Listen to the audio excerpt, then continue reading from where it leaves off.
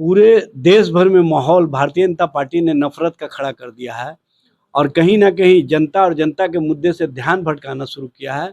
इसके खिलाफ हम लोग सबको सजग कर रहे हैं। प्रशांत किशोर रणनीतिकार जरूर हैं, लेकिन राजनीति के पिच पर जैसे ही आए उनको इस बात का एहसास हो गया कि राजनीति अलग चीज़ है, रणनीति अलग चीज़ है। प्रधानमंत्री जी ने जनता दल यू के संबंध में क्या कहा था? कहा था कि जनता का दमन, उत्पीड़न जनता दल यू का असली फुल फॉर्म है। और नीतीश कुमार ने भारतीय जनता पार्टी को क्या कहा था? बड़का झूठा पार्टी। नमस्कार, आप देख रहे हैं आगाज फर्स्ट न्यूज और मैं हूं आपके साथ करुणा तिवारी। कोडरमा से आरजेडी के जो नेता हैं सुभाष यादव वहां से नामांकन कराए, लेकिन हाईकोर्ट का जो आदेश आया उसके बाद से उनके ऊपर कार्रवाई हो रही है। क्या वो चुनाव लड़ेंगे, क्या कुछ होगा इसके आगे, इस विषय पर चर्चा करेंगे। हमारे साथ है आरजेडी के प्रवक्ता एजाज अहमद। सर बहुत बहुत स्वागत है। बहुत धन्यवाद।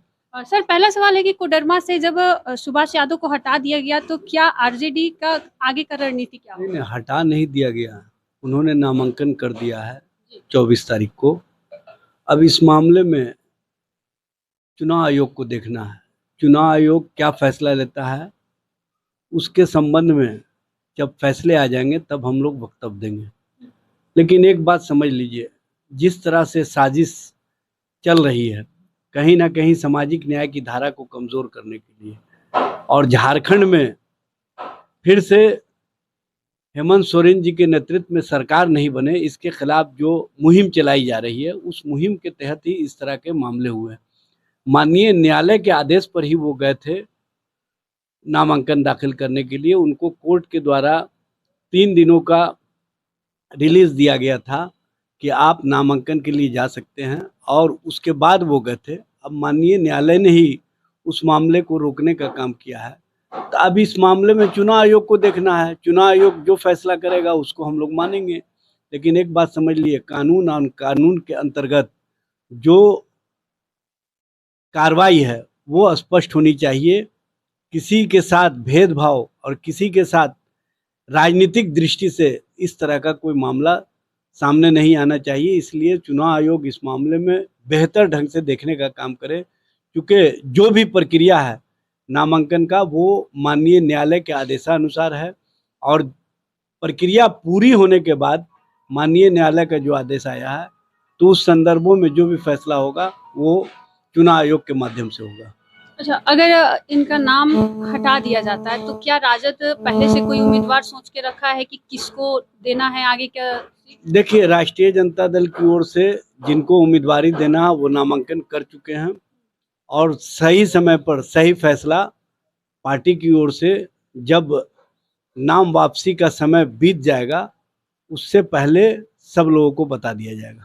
कोडरमा में जो चुनाव होगा सर, उसका मुख्य जो मुद्दा है वहां के लोगों के लिए क्या होगा, जो आपकी तरफ से, जो पार्टी की तरफ से? पूरे देश भर में एक मात्र मुद्दा है, महंगाई, नौजवानों को रोजगार, नौजवानों के साथ बेहतर व्यवहार और महिलाओं पर हो रहे अत्याचार को रोकना। और जिस तरह से पूरे देश भर में माहौल भारतीय जनता पार्टी ने नफरत का खड़ा कर दिया है और कहीं ना कहीं जनता और जनता के मुद्दे से ध्यान भटकाना शुरू किया है, इसके खिलाफ हम लोग सबको सजग कर रहे हैं और स्पष्ट रूप से दिशा निर्देशन दे रहे हैं कि आप लोग पूरी सजगता के साथ, जो तेजस्वी जी ने नौकरी और रोजगार को मुहिम बनाया है, जो महंगाई को मुहिम बनाया है, जो महिलाओं पर हो रहे अत्याचार व्यभिचार की घटनाओं को मुहिम बनाया है, उस मुहिम के साथ सब लोग जुड़े।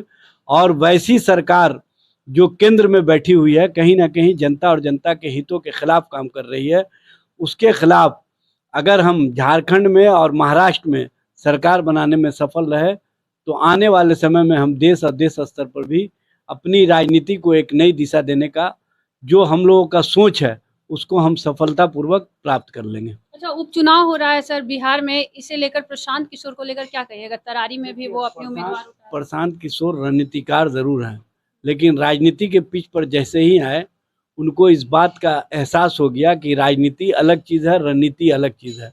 दूसरे के लिए काम करना अलग चीज़ होता है, और दूसरे के द्वारा जो कहीं ना कहीं प्लॉटिंग करके इनको राजनीति में उतरने का दिशा निर्देशन मिला है, उसके अनुसार जब ये काम करना शुरू किए तो इनको पता ही नहीं चल रहा है कि सरजमीन पर क्या है। जब सरजमीन और हकीकत से वाकफियत नहीं होगा, जानकारी नहीं होगा, तो कहीं ना कहीं आपको परेशानियां झेलनी पड़ेगी। वही परेशानी प्रशांत किशोर झेल रहे हैं।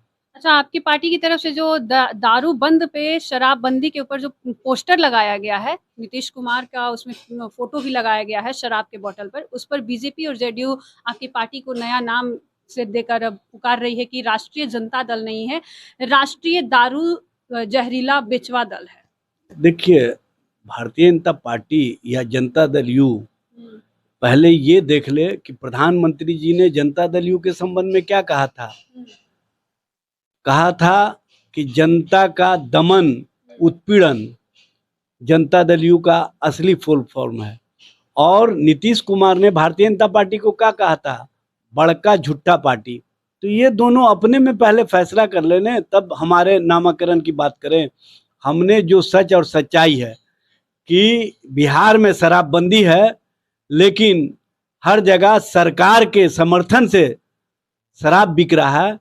इसीलिए हमने सरकार के जो मुखिया हैं उनका फोटो चिपका करके बताने का काम किया है कि किस तरह से यहाँ 2005 से 2015 के दरमियान भारतीय जनता पार्टी और जनता दल यू ने नई शराब प्रोत्साहन नीति के तहत गांव-गांव, पंचायत शराब दुकानें खुलवाई। और अब जब शराबबंदी हमारे दबाव में, हमारे रहते हुए सरकार में 30 जनवरी 2016 को बंद हुआ,